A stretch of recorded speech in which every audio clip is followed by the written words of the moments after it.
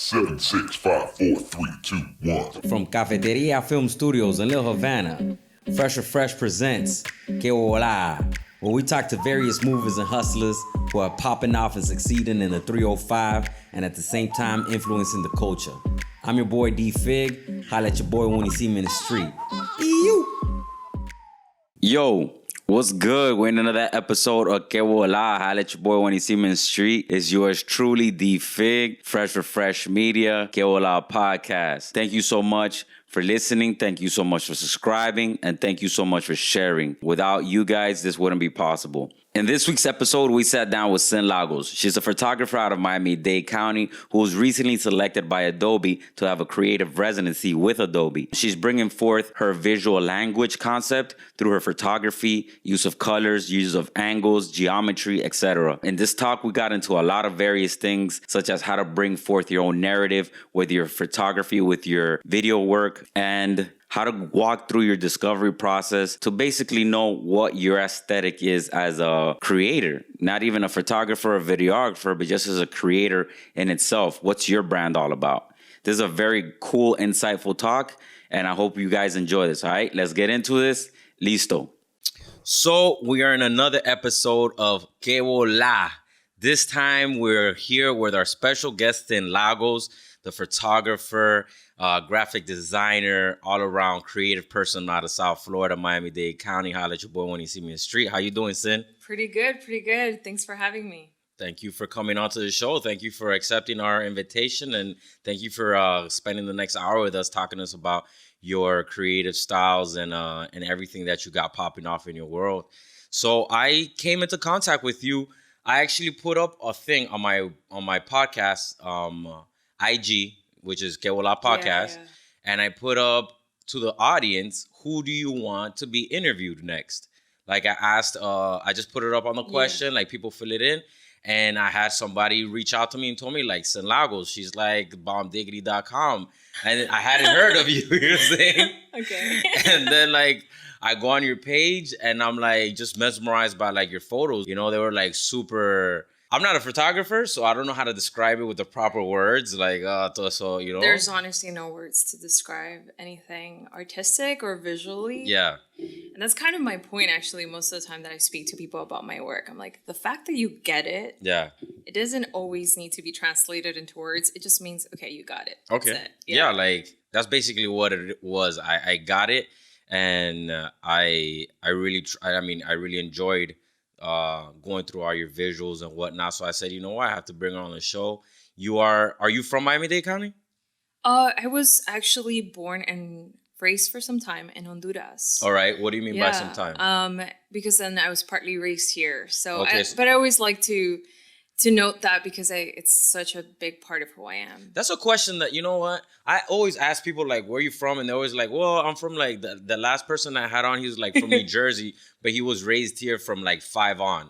So to me, you're like in your 20s or 30s. You're raised here from your 5 on. You're basically raised in Miami. You know what I'm saying? No, like, for sure. There was a certain part sense. That you had, like, in Honduras or it's wherever. It's honestly definitely something you have to consider a lot, especially here from Miami. Yeah. Whenever I travel anywhere else and they ask me where I'm from and then they hear me say all of this like extended answer. Yeah. They're like, what?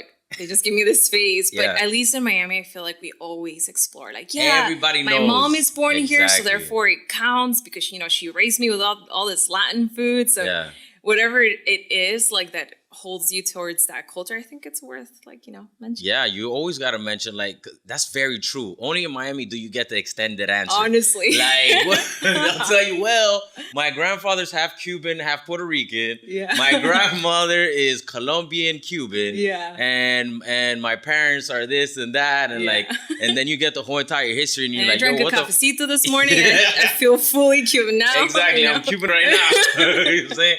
That's true. Yeah. So, like, at what age did you get here from Honduras? I was turning 11 years old. Okay, so like elementary school. Elementary school. All right. Did you go to elementary here, or did you get a chance? In Los Angeles, actually. Okay. Yeah, it was a very interesting time in my life because I had to learn English for the first time. Okay. And in Los Angeles, nobody speaks Spanish, which is so weird to me, you know.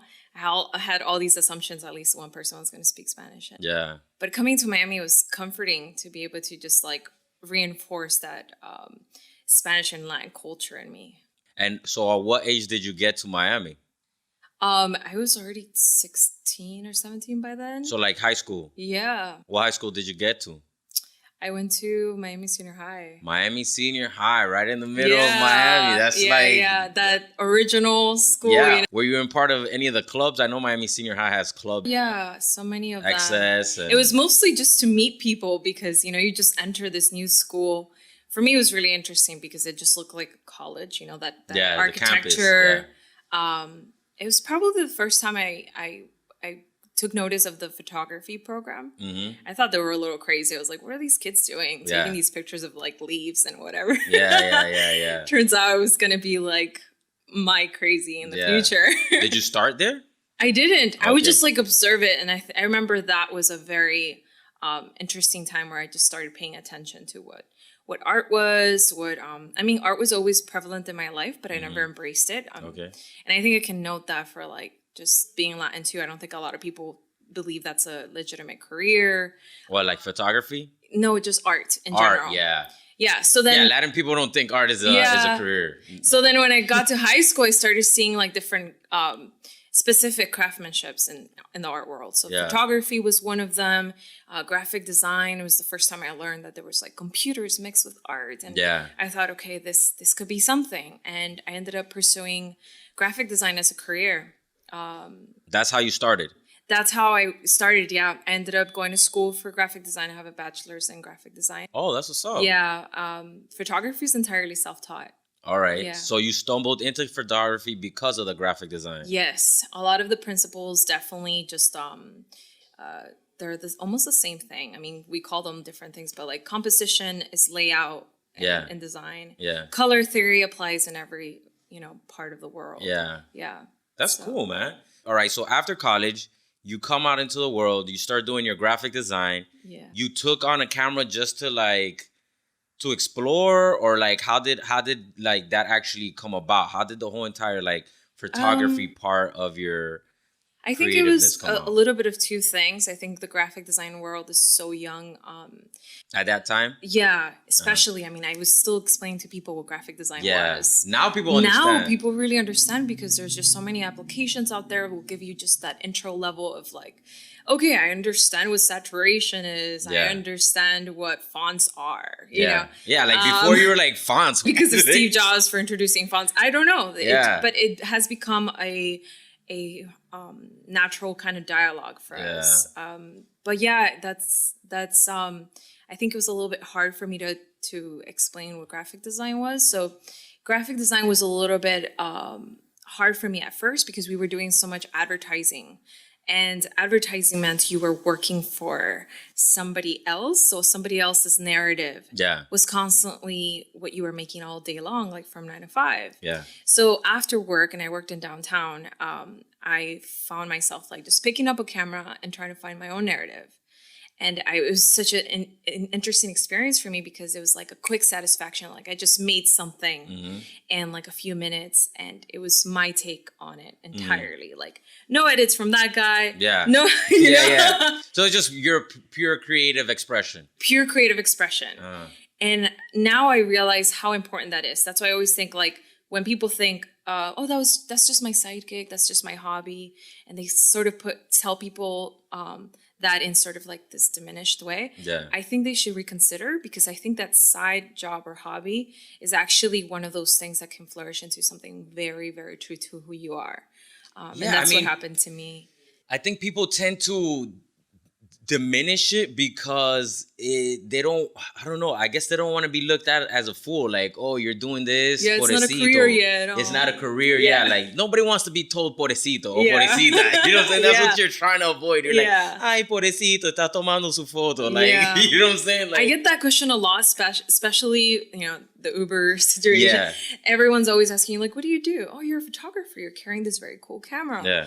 And they're professionally or just for fun? And I'm like, actually, both. Yes, yes. It's hard for them to understand because, like, in the Latin culture, you gotta have your job. You know what I'm saying? That's making you your money. Yeah. That's your job. Everything else is just like off to the side that you're like, whatever, wandering around. But it's not your job. It's not your actual labor. And your parents always want to make sure you're growing. Yeah. Right? So. And it's kind of like, you would understand this. I mean, a lot of people in South Florida would understand this. I'm first generation. So you're kind of first generation as well. Yeah. So you have a ton of guilt. Like, I don't know how it is for you, but for the vast majority of me and my friends, our parents like devoted themselves for us to get ahead. Oh, yeah. So then we're like the golden child. Like, you know what I'm saying? Yeah. Like, you're the one who has to make it. All the hopes. All the hopes and dreams and everything are placed on you, golden child.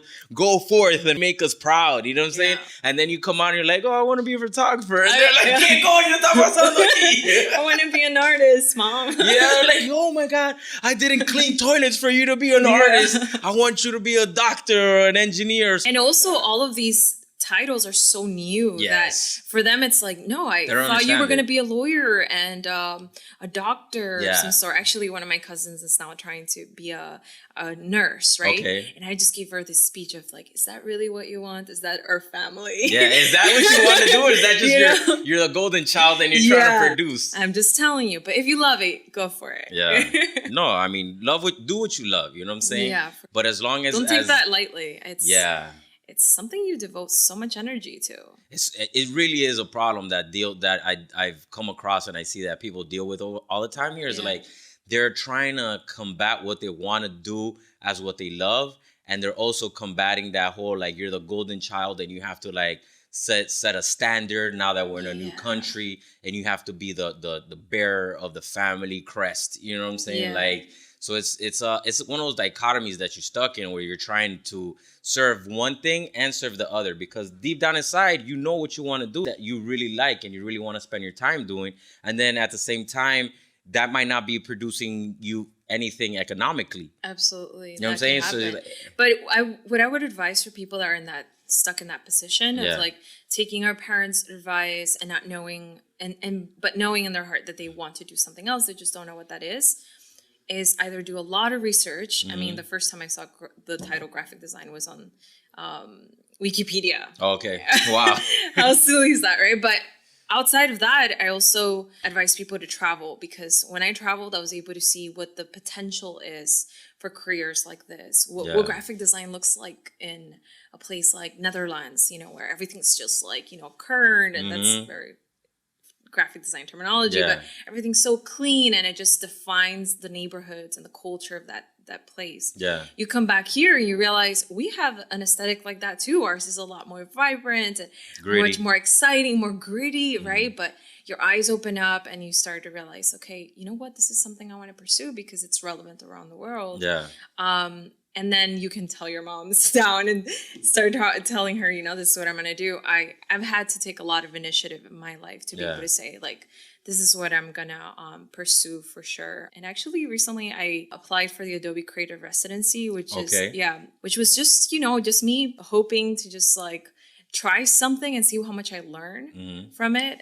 Little did I know I was going to actually make it. Wow. So, congratulations. Thank you. It's pretty grand. Now I'm working with this dream team that's allowing me to just pursue my own project for an entire year, which is incredible for me. And I think it's like just a rare opportunity that we What do they nowadays. Primarily do there, like with that creative residency? What is it that's offered so to? The Adobe Creative Residency is something that you apply to every single year. So there was some candidates last year also.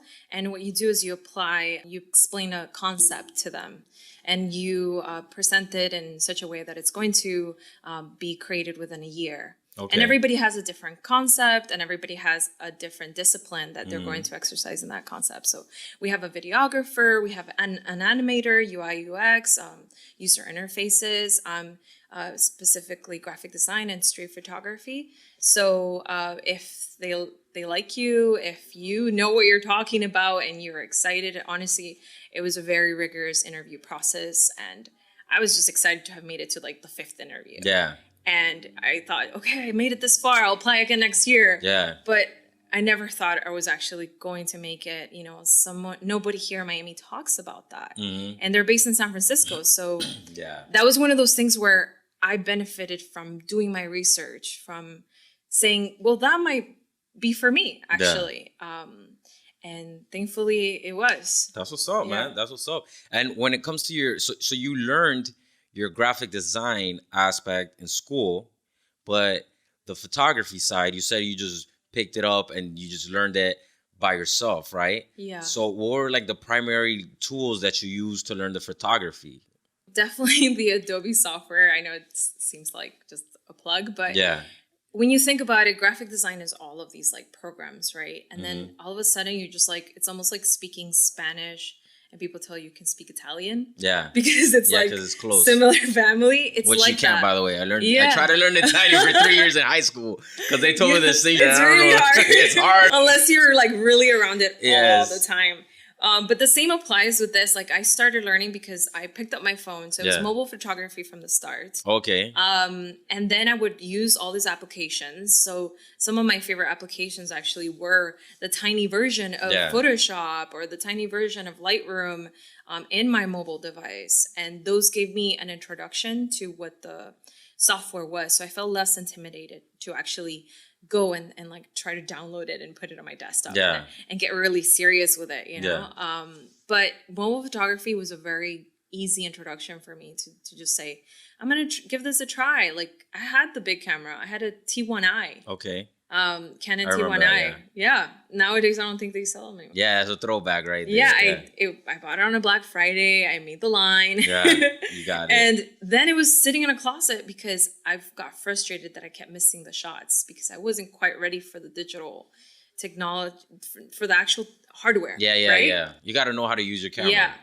So then I think during that time, what I discovered was like, what is my narrative? Okay. What is it that I want to take pictures of? Yeah. How is it that I like to edit it? Am I like dark and demure, or am I one of those like very bright colors, happy, good dandy? I don't know, like just one of the go lucky. So it's like one of those situations where you just had to first get to know yourself as an artist, and then say, okay, I'm ready for the hardware. So when you actually started with the photography, you just went all street all the time. All street because I've always loved that. Honestly, I honestly think it's my upbringing too. I mean, I grew up in the gritty. Okay. I grew up in the very humble neighborhoods of East Los Angeles and Honduras too, you know, and here it's also my first home was in Cayo Ocho. Okay. So it has something, I think it's like an archive of images and visuals that I hold dear to my heart. So whenever I go anywhere else, I always pursue to find what their neighborhoods look like. And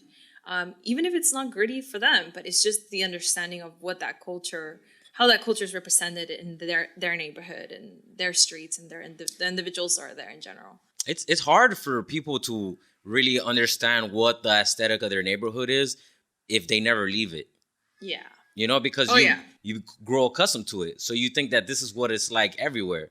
And then if you leave the neighborhood and you're like, man, what we have around our neighborhood is really original, like typography, everything, signs, colors, these color palettes. I mean, somebody just decided to paint an entire house pink. Like, okay. Yeah. Yeah, it's like, yo, this is like straight up Dade County out here. You know what I'm saying? Like, and then, but it takes for you to travel for you to realize these things or to see something completely opposite to that and be like, wow, these, like seeing another aesthetic and then comparing that against your backdrop, whatever it is that you have, where you come from, makes a clear cut difference. Yeah, I think it's important for people. And that's why I know a lot of people judge when people are just taking pictures of a certain experience. But I have two sides on that. I think, yes, you should experience and be in the moment.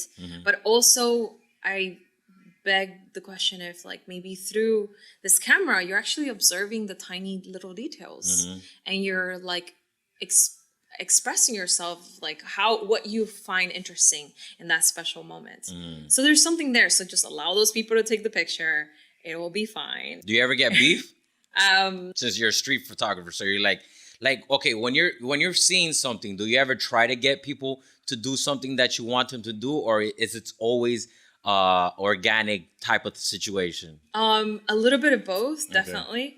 there's a lot of times that I don't interrupt the scene and I just like wait for it to happen. Sometimes I'm like set in a specific place because I like the architecture and I just sort of wait for something interesting to happen, whether that be a person or maybe it's just a vehicle that passes by or something like that. But yeah, from time to time, I'll see an individual that is very interesting and I just try to figure out whether they speak English or Spanish. And then I ask them, like, do you mind if I take your picture? And they're like, yeah, they usually say yes. And I want to say because I'm carrying the big camera, right away, they just respect it.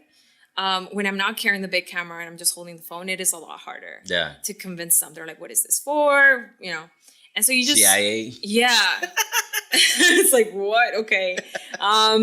So the best thing you can do is like be as comfortable as you want them to be, because it's like, you know, when like, it's a weird comparison, but we know when a dog is like barks at you because he knows you're afraid of him. Yeah. It's sort of like that. Like you need to be comfortable so that they could be comfortable. So if you're going to walk up to this strange person and be nervous, they're definitely going to smell that we have an animalistic instinct, right? So I always do that. And just, sometimes I do interrupt it. And that's when I get my portraits. And there's times that I've even walked them over to a different wall. Okay. And they're willing to do it. Yeah. So actually, I've learned a lot that you have to give people the benefit of the doubt. Even the grumpiest person has smiled at me after I spoke to them. So I don't know. I think we got to get used to talking to strangers. You think it's your demeanor that you coming across like as like a super cool photographer, and then they're like, you know what I'm saying? Like, I want to get photographed by a super cool photographer, you know? I don't know. I think that would be a question to ask them. Not sure. Yeah, no, definitely. I do agree with you. You got to fake it till you make it type of situation. Yeah. Like, you can't be like scary or anything like that, because then they're going to be super weary of whatever it is that you're doing, you know? Yeah, I would say like fake it till it becomes like the real you, because it's something that you want to be part of like your personal attributes, you know. I wanted to evolve from being an introvert to being somebody more like willing to do these things. It took me a lot, you know. I used to work for so long behind a computer, so having to walk in the streets and then just walk up to somebody, that was definitely completely outside the box for me. But it took some time, and now I'm feeling very comfortable. It's not weird at all anymore. More or less, how long have you been doing the photography? I've been doing photography for at least 3 years, I want to say. That's always a really difficult question. Yeah. But seriously, where like I've been applying myself professionally, that's always a trick. So prior to that, like the amateur, how long were you doing amateur before you feel that you said, okay, I'm gonna do this like real deal? I don't know. Like that was your training ground.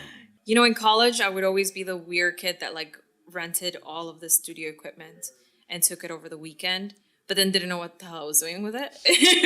Just to have it. So I always took an interest in it, but I never really believed in the potential of it.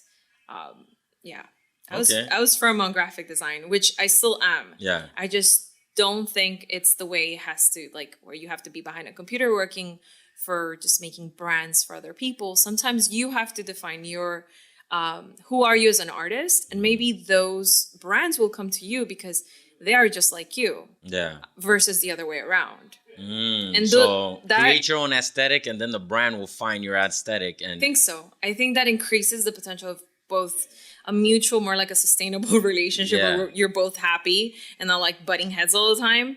But also this option for you to create something that's worth it, because it honestly, when you're not excited about it, you just get it done. Just like, okay, it's fine. It's a big problem. Yeah, when you're just trying to get it done because you just, you know, that check is coming in or whatever. That deadline, that check, you're like, all right, let's just finish this.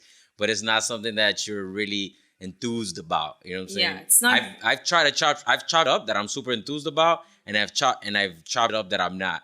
And there's a huge difference. It's like, on one side, you're like, let's get this done. I love this. Let's just keep working. You'll spend the extra hours. You'll stay awake all night.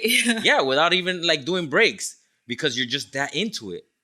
You know what I'm saying? And then other times when you're not into it, you're just like, man, let me go get a smoke break or whatever. Yeah. You know what I'm saying? Let me go get some food. You procrastinate to the last minute. Yes, you procrastinate. That's usually because of that, because you're not excited about it. Yeah. There's times I'm like, I don't want to go to sleep because I'm excited to do the thing that I want to do right now. Yes. I should actually sleep because I'm a human. Yeah. So, yeah. But that's different. Like I wake up and I start working and I don't mind the amount of hours. I've spent like the I don't know, like the 8 hours from like a Europe trip on a plane on my computer, and I enjoyed it thoroughly. Like I was just there, and that doesn't happen if you're not really into it. So that's what's up, man.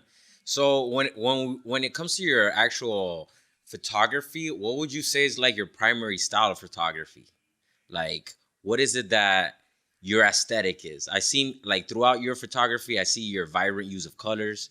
I see your angles. You use a lot of angles, which were really drawing to my eye. Like, it's something that I'm glad to hear that. You know what I'm saying? Like people like that gravitated to me because I was like, man, that's really cool the way that she like used this angle, and you have the colors on top of that. I really love the colors, by the way. Like that's my favorite part.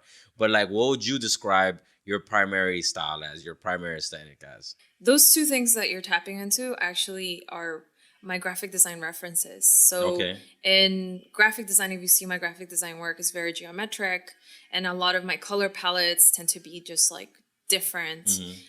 So I try to find the same thing. I don't think I did it intentionally at first, but now I understand that I do. I find a lot of stark shadows and like different geometric shapes on architecture, or patterns on people and architecture at the same time. I try to find like some tension between colors. Sometimes it's not just harmony, you know, it's tension. So all of those are my graphic design principles. And those are the things that they taught us, that were work psychologically to be able to be effective and beautiful, right? Like you think about the golden ratio. It's a natural formula for beauty. So if that applies in graphic design, why can't I apply that in photography? So I've done that, and it's helped me so much to be able to just say, okay, I'm out here in the streets. This is overwhelming. There's so much to see, especially in places like New York City, things like that. But if I can think in those terms, okay, what am I usually attracted to? Then I'm able to curate that entire city and little bits. And that has always helped me. So I would say my style has always been derived from graphic design, and it's very much geometric, very colorful. But in the fundamentals of it is trying to find the trueness of that specific street. What is that street? How does that street speaking to me? Yeah. You know, right? Because I've seen so many different places. I can't try to shape it into my own every time. I try to be true to it as much as I can with my own touch. Yeah. So you said something there. When you originally started, you didn't know that that's what you were gonna, like how you were gonna do it. You were just doing it because that's how naturally it looked good to you. Yes, it was a discovery process for sure. So what was that? Walk me through that process. Like, what was that like? Yeah, that's why back to the first part, like don't focus on hardware, but think about what your narrative is. We don't know that until you start exploring. And then you're just like, especially, I used to do a lot of, and I still do actually, a lot of photo walks. And whenever we joined photo walks, you would see, and just to explain what photo walks are, it was built by the Instagram community, where we would all just get together and then just take pictures together. Yeah, I did one with Wu Supreme. Yeah, I love Wu. Yeah, shout out to Wu. Yes. Yeah, shout out. And so ever since I started doing the photo walks, I realized that we all pay attention to something different. And so you'll see this guy just stop in the middle of nowhere and look up and take a picture of who knows what, right? And then you see the picture he took, and you're like, wow, I didn't even see that. Yeah. So everyone has their own perception of the same spot you're in. And you just have to find out what yours is. And that's sort of how I discovered it. Being a street photographer definitely forces you to do that, right? But I would say that if you're an illustrator or anything else, you definitely have to stop and say, I'm going to do a discovery process. I'm not going to try to just kind of put myself in a corner and say I'm a specific type of illustrator, a specific type of designer. I have to discover myself first. It's that important. So you basically started shooting, figuring out what it is that you liked, your aesthetic, and as you started editing your photos, you started noticing your particular style, and then you honed in to that particular common denominators. continuously, and then that's how you created your you're like the way that you shoot and things like that. Yeah, now it comes natural. I used to even keep a list in my mind, right? Yeah. Like I said, okay, I'm going to take some close-ups Yeah. just today. That's all I'm going to do today. Okay, now I'm going to take just like shadows. Yeah. That's all I want to take today. And I just have this library of shadows. Mm-hmm. But that was me educating myself. That was me giving myself like single challenges to learn whether I was even interested in shadows. Like, is that a thing for me? Or do I like something more, you know, fairy tale like where everything's just like kind of white? Mm-hmm. Right? When there's a lack of that, there's usually like a dreamy look to it, right? So you have to figure out how that calls out to you, because all of these like shapes and things like that, they're not just shapes. They feel like something for the viewer, but also for yourself. I very, very much think that everything translates into like an emotional impact or some kind of like, mostly an emotional impact, to be honest. Yeah. That's what's up. So when you actually decided, okay, this is my style, this is my aesthetic, what do you do with all of that? And I'm asking personally because I want to know what I should do with all of that stuff that you shot, but trying to find your aesthetic. Do you keep that? Do you just have that like stored in hard drives? Hard drive and clouds. Yeah, in the clouds. It takes hours to upload. Yeah, like you still have all of those shots and all of that? Some things definitely have had a bad I don't know what I'm trying to say. Haven't dated real well. They basically didn't end up too well because either it was mobile photography, so somebody stole my phone once, so there goes all of those photos, right? And back then I didn't really quite have it together as far as backing up. That's a whole different process. The technical aspect of actually shooting. But I've always said to myself, like, I need to have these photos for as long as I can, because one of my goals is to be able to allow my photos to age, so that from 10 years from now, we can see what Miami looked like, specifically because I reside here. Most of my photos are of the development of Miami. I mean, I have photos of Wynwood before it was Wynwood. It evolved into this, where it was mostly warehouses, right? I have photos of Calle Ocho from the very start. Now there's so much development here. There's actually a project I worked on called Me Importa, which means it matters to me. And it's a project where they're going to try to make sure that the culture and the people that funded so many stores they're kept even as they develop new businesses and new apartment buildings, because we don't want a gentrification to happen where everyone just gets kicked out and then there's just like a assimilation of that aesthetic, because it's not about aesthetics. It's an actual culture that decided to sit here in this like particular zip code and just breathe and live their own like Latin their life. Right. And that's why it looks the way it looks. It's natural, organic. So I have photos of that, and I try to keep that as long as I can, but it's definitely one of those things you really have to put a lot of effort into. Saving. Because I mean, you developed your style over, I mean, you've been doing it professionally for 3 years, but I'm sure through the amateur years, like you have tons of photos. And I always wonder, like, do these people keep all of this, or like, what do they do? But it makes sense for you to keep it and then like have it dated and be able to like have like an archive of what the city looked like prior to like all of these. I mean, name your files, at least the city and at least the date. That's right. Name your files, write the right date. Because it's hard at first. You're like, oh, no one's going to see this. But down the road, you're going to want to say like, oh, wow, I grew a lot from 2 years ago. And sometimes I look at these pictures and I'm like, okay, I've actually done a lot. You don't think so sometimes. Yeah, that's true. You're always down on yourself. You're always thinking like, oh, I could be doing more. Haven't progressed. So like, who would you say was a major influence for you in terms of your photography? Somebody that you looked at and you said, oh, I want to emulate them, or they gave you some kind of inspiration or something along those lines? I don't have too many people that you guys may know, but I have friends that have definitely inspired me. I've told my friend Ella, shout out to Ella. Shout out Ella. You know her IG? Ella Ari. Shout out. So she was one of the first people that where I just like looked at her photography and I really experienced a sense of emotions, right? And emotions don't have to be sad. It's just like you just feel so pragmatic, so interesting. Just and feel something. You don't know why. You're Yeah. just like, I saw these particular photos of her. I remember that day specifically. I was with her, and I'm like, how did you take these photos? How did this happen? And that just like sparked this thing. I just was so intrigued by how someone can make a moment happen, a feeling happen, that will be permanent, and you don't know how they did it. You have no idea how they went about it. So your curiosity is what like give you a lot of influence. A lot of influence, yeah, my curiosity.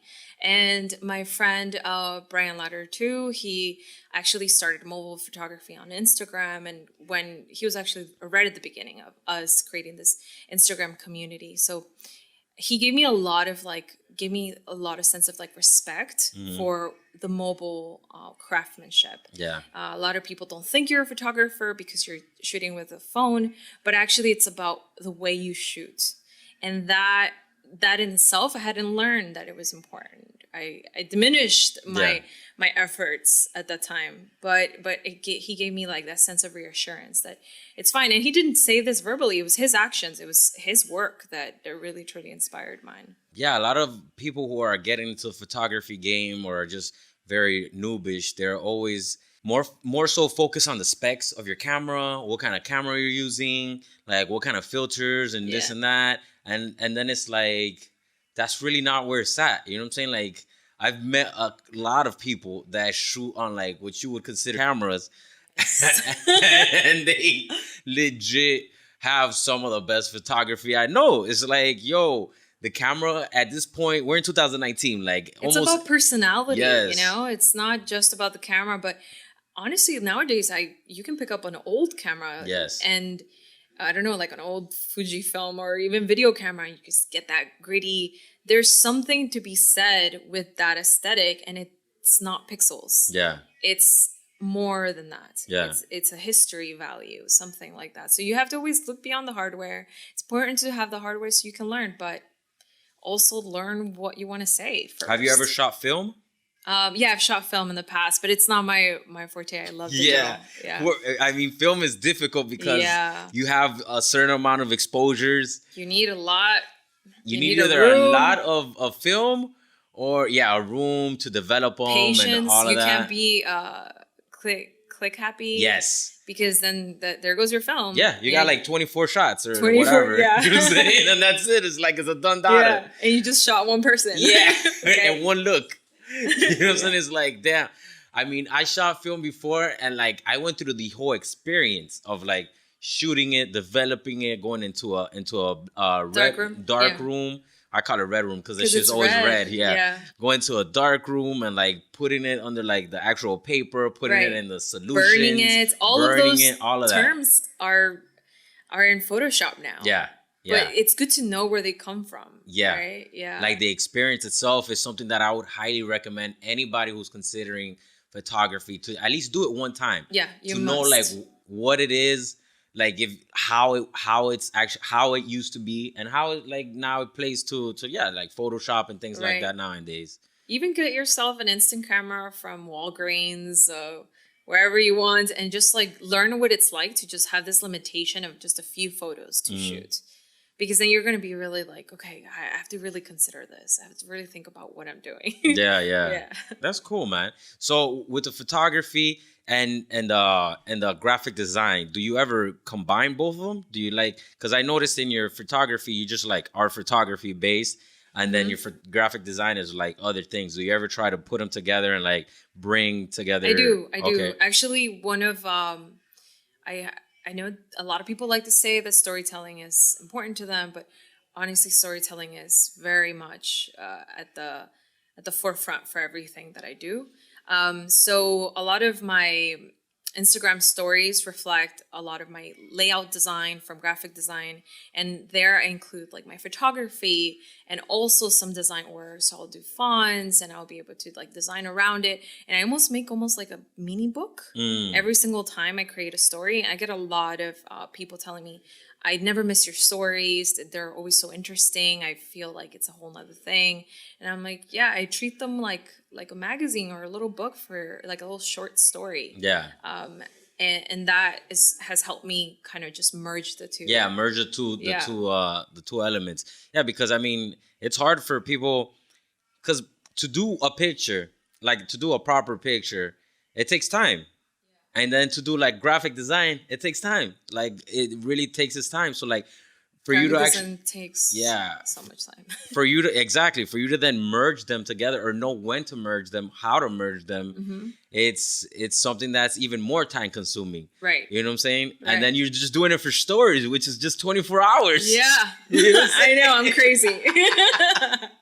I mean, that's dope. At least you already know where you could go catch CynLagos graphic photos, you know what I'm saying? Yeah. In the 24-hour story section. I hope you're if saving lucky. that. Yeah, highlights. Yeah. I save those highlights, bro, because I mean, I know you're doing all that work. I'm actually for doing a 24 hours. revamp of my highlights. Okay. So you're gonna have your last chance to Yeah. see them. To see the graphic design combination. Yeah. How do you go about looking for corporate clients? I know like the whole entire you doing it for yourself part is cool, but you also need to pay the bills. So Absolutely. like how does that come about? So one of the things that I'm doing within the Adobe Creative Residency is teaching aspiring artists the necessary like mediums of mindset and practice, right? You also have to have a mindset to be a successful artist. There's the practice where you learn the techniques of photos and photography and graphic design, but there's the mindset of being a freelancer and an entrepreneur in your own right. Yeah. So actually graphic design is, I use it a lot to create my own branding, to tell people what I do and what I'm about. Yeah. And luckily for me, a lot of clients have come and knocked on my door organically, but I want to say it's because of years of efforts of like just making sure that my brand is all across the board, right? Like there's no weird pictures on Facebook. There's, everything is relevant to what I want to do. And I've gotten some amazing opportunities because of it. And after that, it's a lot of work of following through of sometimes it's a call, sometimes it's strictly emails, right? But ultimately, you have to believe that you can deliver and, talk the talk, walk the walk. Yeah. And I've had so many opportunities that way. Now, however, I've definitely ventured into pitching my own ideas. Yeah. So whenever I create a specific concept or a series, and I think, wow, I could really use something for this, but I'm missing it. Whether it's like I'm doing a mobile photography street photo walk in New York in August, and with Creative Mornings actually and Adobe. And I was like, maybe we could do something with this. So we reach out to them and we were able to say, this is a cool idea. What do you think of being part of it? Yeah, like and collabing. You know what? We're all, exactly, collaborations is literally that. A collaboration meaning they're going to benefit as much as you're going to benefit. And that's a really good collaboration. You're not working for them. They're not working for you. It's just mutual. It's a sustainable relationship. Yeah. So I've reached out to people. I've created my own media kit, which is very important. I think nowadays it's a little bite-sized document that shows people what your work looks like and what services you're willing to provide and what it entails, right? Yeah. Like, a lot of people reach out to you with just an exchange, which that could work for you. Maybe that's the thing you want to do, just to practice what it's like to dealing with clients. Yeah. But there's a point where bills are not going to wait for an exchange, right? Exactly. So you need that monetary you need value. that money. Yeah, you need that. Need that bread, bro. Right. So translation.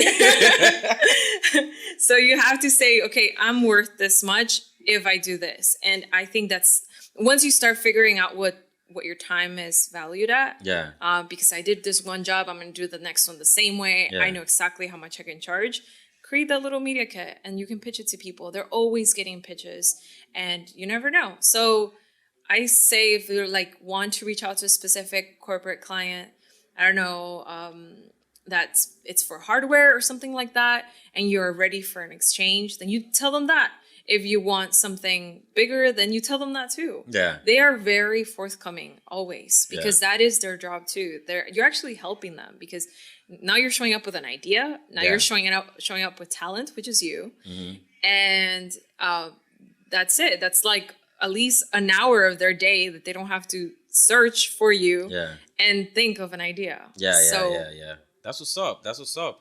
When you initially started, how did you hone in your pricing? How did you say, okay, because I mean, that's something that a lot of people talk to me about. Yeah. They're always like, I don't know what I should price. I don't know, like, am I too noobish? Am I too amateur? Am I professional? Where am I at? This and that. Like, you know, so it's like, how do you hone in? Like, okay, at this point, I was like, I felt I was here. Maybe a friend of mine tells me, whatever you think you are, add 15% to that, because that's normally where you're at, because people normally like degrade themselves by like 20% of what they're currently at. That's they're always advice. putting themselves down. Right. So like, if you feel you're worth $200 an hour, maybe you're really worth like $230 or $250 an hour. You know what I'm saying? So it's like, how did you start off with your amateur pricing and then go into your like professional pricing? I got lucky and I was able to do graphic design as freelance for a long time. So I was aware of what was the price of a logo, what was the price of certain kinds of goods jobs, and services. Right? Goods and services. With photography, I wasn't really aware. And it's always important to know what the median pay is in your city, what a logo goes for, what a photography shoot goes for, so that you know that you're not like, when they go searching for you, they're going to go finding like all these other quotes. So you should do that research too. What are the quotes around me, and know, hey, I can deliver more than this guy. I should definitely charge a little bit around the same or more. Here I was undercharging myself. So there's that. But I also consider not so much about time, because I don't think anybody should be watching our time. I've worked so long to be able to do things very fast. So when people say like, oh, why are you charging me to do something that took you 2 minutes? I'm like, that's because it took me, 6 years to make it. To make it in 2 that minutes. Easy in 2 minutes. Yeah. That's not how long it really takes. Yeah. So I charge for the service. I charge for the deliverable. Okay.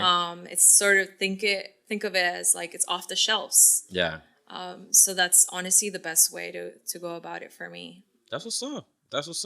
If people wanted to like reach out to you, I mean, you touched on like first the whole city thing, right? Yeah.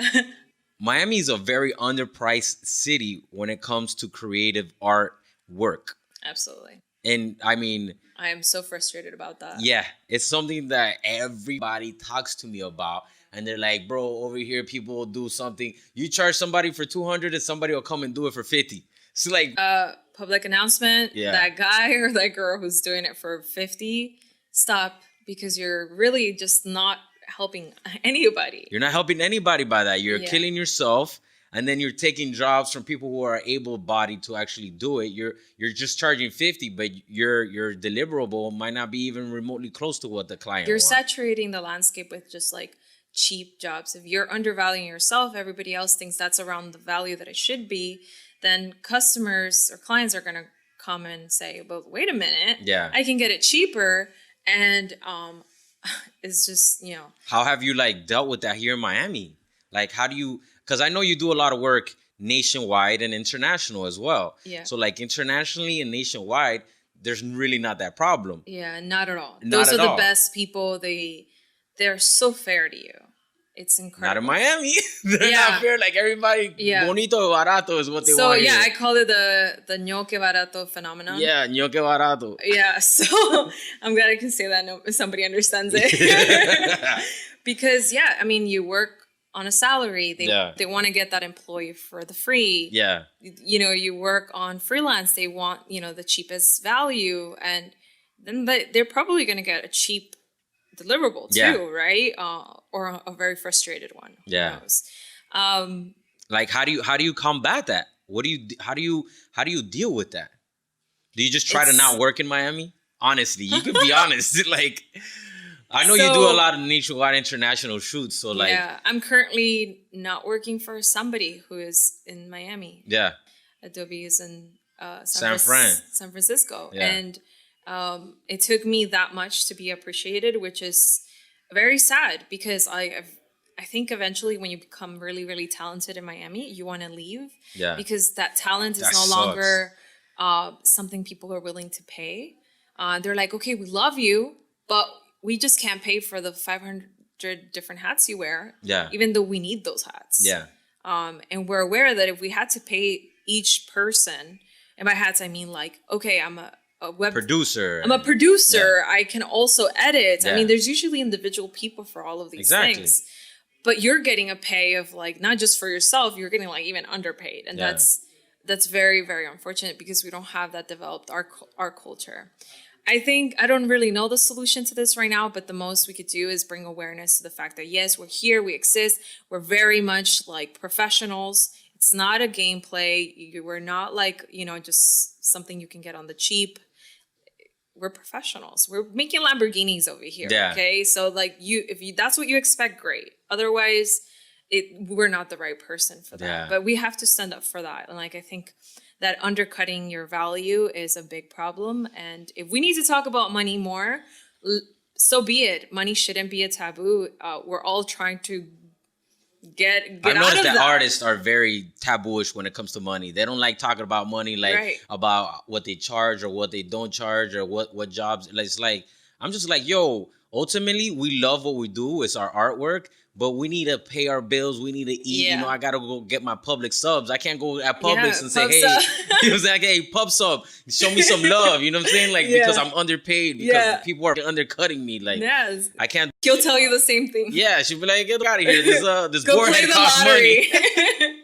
This board has costed some money, bro. I can't do it for a photo. Yeah, for a even photo. circling back to us coming from a Latin background, or usually, at least for a lot of us, it's coming from a lower economic standing too. So we're trying to really upgrade here, and we can't upgrade with that same mindset. So we really have to upgrade our mindset to say, okay, I'm worth this much, and I should only be speaking to people that are pursuing the same value.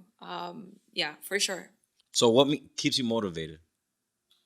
What keeps me motivated? Like intellectually, emotionally, with your photos, what keeps you going over and over? I think I have an innate need to create.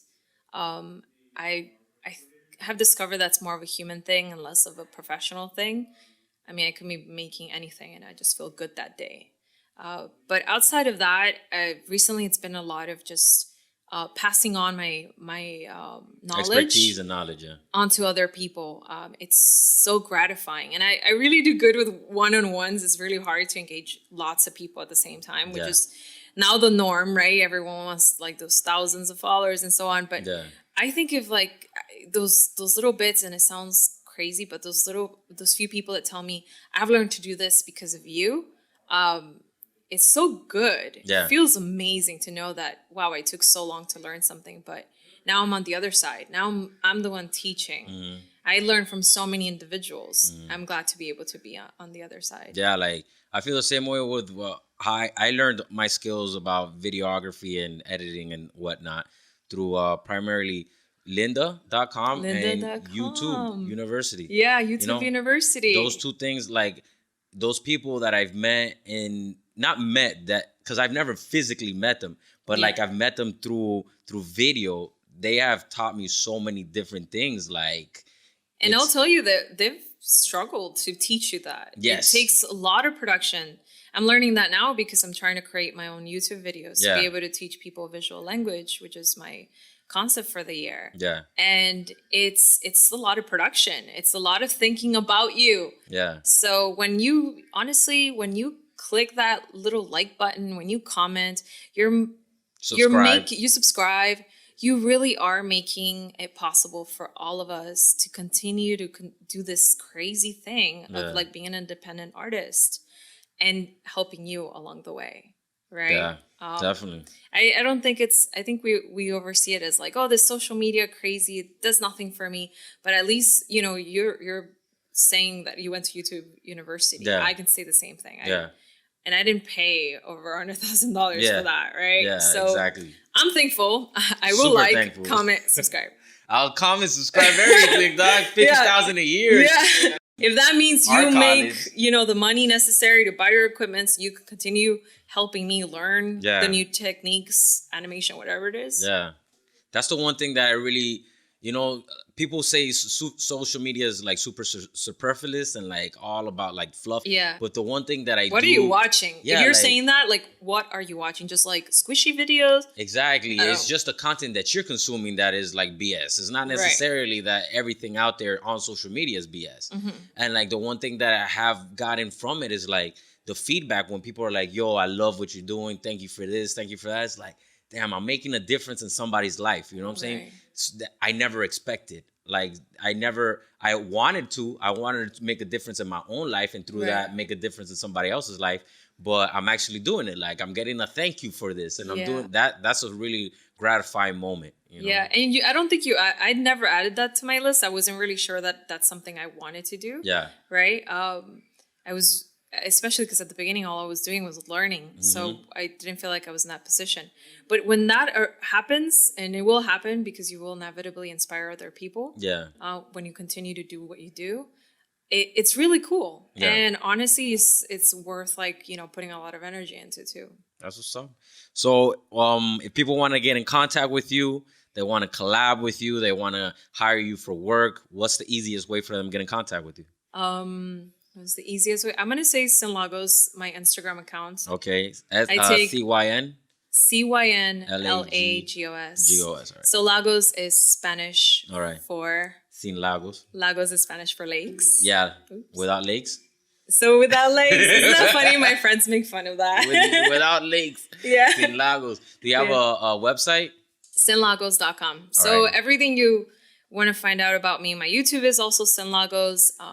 So yeah, check that out soon because it's a lot of really cool videos are going to come out there. All right. But if you want to collaborate, definitely send me an email on my website, which I'm developing. That those graphic design skills are coming out in there. That's what's up. And yeah. Well, thank you so much for coming on to Que Bola. Thank you for talking to us, chopping it up, letting us know how you are changing the cultural landscape here in South Florida through your creative means. If you guys like this, thank you so much for listening. Subscribe, share it with your friends if you like it. Share it with your enemies if you hate it. But just share this motherfucker. It's your boy D Fig. Yeah. Holla at your boy when you see me in the street. Hasta la próxima. Bad press is not bad press at all. Peace. Yeah, that's true. Bye.